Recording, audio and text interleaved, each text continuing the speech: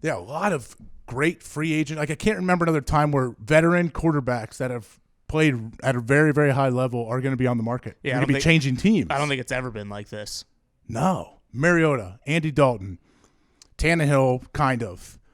Tom Brady, Phil Rivers, Bridgewater. Wow. Anybody else? It's a lot of studs that are going to be. And then I guess Tampa still needs to decide what they're going to do with Jameis. What would you do with Jameis? Not giving him $30 to $35 million. Just throws a lot of interceptions, huh? It's scary. Right. Like he can throw 5 or 6 touchdowns, and he might have 5 interceptions in the same game. That's what I mean. He can win you the game with his arm, but he can also just as easily lose the game for you with his arm. Yeah, it's going to be interesting, but it goes back to what I want to talk about Taysom Hill a little bit. Taysom Hill told the Saints, like, I'm a franchise quarterback, and whether or not New Orleans thinks that, like, he doesn't want to leave, but he will leave if he has to, if they don't view him as a franchise quarterback. Now, he will be a restricted free agent, meaning he can go out there, I guess, and entertain offers from other teams, but the Saints have the ability to match whatever somebody else offers them. And then you'd have to give away a draft pick depending on where you tender him. And they're right now they're going to say they're going to middle tender him. Yeah, it says as reported they're going to use the second tier tender on him. Okay, so then it's like what, $3-4 million a year in a second round pick. Right. Yep. Okay, that's what a team would have to give the Saints to sign him. Mm-hmm. If the Saints choose to not match whatever offer, and if somebody offers Taysom Hill a franchise quarterback deal, like a multi-year long-term extension, the Saints aren't going to match that. No. There's no way. They don't know yet. They don't even know if Drew Brees is coming back. But if Drew Brees comes back, he's their quarterback. Like it's not – they're not going to say, oh, you're coming back. Well, it's an open competition now, Drew. Yeah. You're 27 for you in the league as a starting quarterback for the New Orleans Saints. But it's you, Teddy, and Taysom all going to duke it out starting – July 27th when camp opens. Like, that's not happening. So we're going to have to see what Drew Brees does before they figure out what they're going to do with Taysom Hill. I mean, would you, like you mentioned, he's thrown 15 passes. He's electric. I mean, he's like, I think I said this earlier in the year. I feel like he's one of the best gadget players in the last, 15 years. Like, you can line him up anywhere and he can make an impact, but 15 passes, like, there's just not a lot of body of work in there. He's awesome for what he's doing right now for the Saints. Like at his spot duty, is he a running back? Is he playing wildcat quarterback? He's got a cannon. He can throw the ball. Oh, yeah. Now, it's weird that he's, 30 years old, but he's so physical. Like, he's so difficult to tackle. He creates a lot of matchup issues.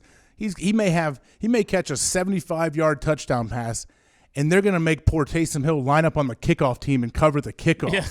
That's what's crazy to me. Like, come on, man, get this dude a break. He's a bona fide star now, and I think he's an absolute freak. I just don't know if he's a polished quarterback to take every single snap for a team all throughout the season and to get it done. I just don't know. I need to see him throw a little bit more. And do you also think that a byproduct of his success might be Sean Payton just knowing exactly how to use him, where to line him up, like the exact situations to use him? Like, do you think that translates to most other teams as well?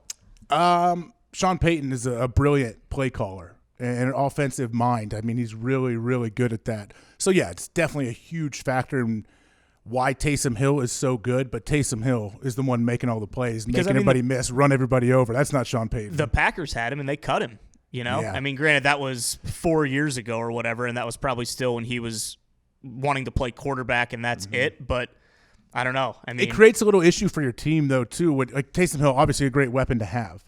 But at the same time, if you're Drew Brees, Drew can say whatever he wants publicly. Oh, I love it. Like, it's great. But he doesn't want to go leave the game for 8-10 plays a game. Like, no, if you're a quarterback, you're any position, you want to get into a rhythm. You want to play. I've done that. Even on defense, going out, okay, I'm playing base package this week, and you're running in and out the whole game. Like, you never get into a rhythm. You never feel like it's really, really difficult to do. A lot of people do it, and they do it well. But at the quarterback position, I just have a hard time. I just don't think any quarterback wants to come off the field ever.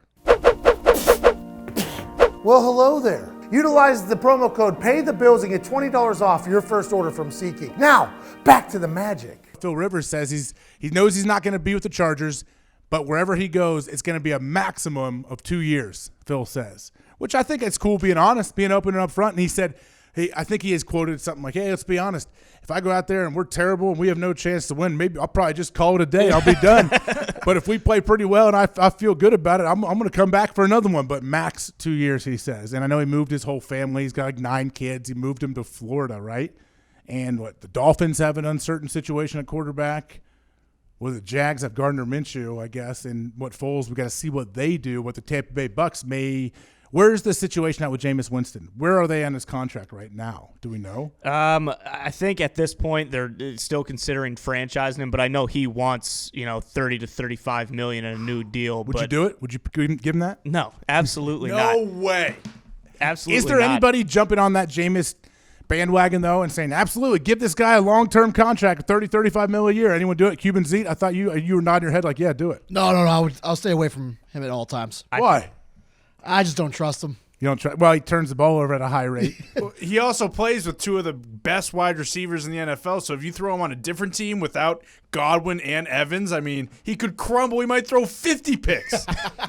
Man, yeah, it's weird when he flashes and he plays well. He wows people. That's why you can blind them to those poor throws sometimes that tend to go to the defense. Is it possible to blame coaching on that? I mean, no.